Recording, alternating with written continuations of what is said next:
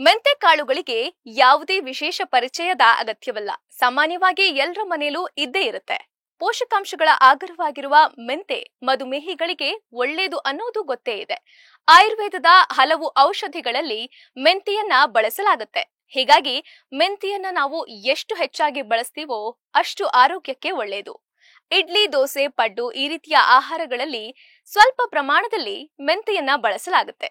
ಇದನ್ನ ಹೊರತುಪಡಿಸಿ ಇನ್ನೂ ಹಲವು ರೀತಿಗಳಲ್ಲಿ ನಾವಿದರ ಪ್ರಯೋಜನವನ್ನ ಪಡ್ಕೋಬಹುದು. ಅಡುಗೆಗೆ ಒಗ್ಗರಣೆ ಹಾಕುವಾಗ 4-5 ಮೆಂತೆ ಕಾಳುಗಳನ್ನ ಸಹ ಸೇರಿಸಿ. ಇದರಿಂದ ಅಡುಗೆ ಕಹಿಯಾಗೋದಿಲ್ಲ, ಬದಲಿಗೆ ಇನ್ನಷ್ಟು ರುಚಿಕರ ಹಾಗೂ ಸುವಾಸನೆ ಭರಿತವಾಗುತ್ತೆ.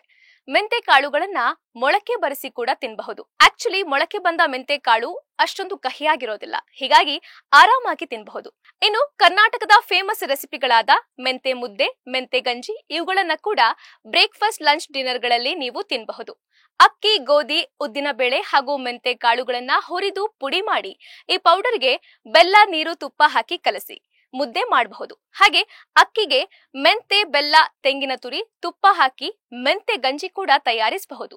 ಮೆಂತೆಯನ್ನ ಹುರಿದು ಪುಡಿ ಮಾಡಿಟ್ಕೊಂಡ್ರೆ ಇದನ್ನ ಹಲವು ರೀತಿಯಲ್ಲಿ ಉಪಯೋಗಿಸಬಹುದು. ಬೆಳಗ್ಗೆ ಖಾಲಿ ಹೊಟ್ಟೆಯಲ್ಲಿ 1 ಗ್ಲಾಸ್ ನೀರಿಗೆ 1 ಚಮಚ ಮೆಂತೆ ಪುಡಿ ಬೆರೆಸಿ ಡಯಾಬಿಟಿಸ್ ಇದ್ದವರು, ಒಬೆಸಿಟಿ ಇದ್ದವರು, ಕೊಲೆಸ್ಟ್ರಾಲ್ ಇದ್ದವರು ಕುಡಿದ್ರೆ ಈ ಸಮಸ್ಯೆ ಕಡಿಮೆ ಆಗುತ್ತೆ. ಇನ್ನು ಟೀ, ಕಾಫಿ ಬದಲಿಗೆ ಹಾಲಿಗೆ ಮೆಂತೆ ಪುಡಿ ಹಾಕಿ ಕುದಿಸಿ ಕುಡಿಯಬಹುದು.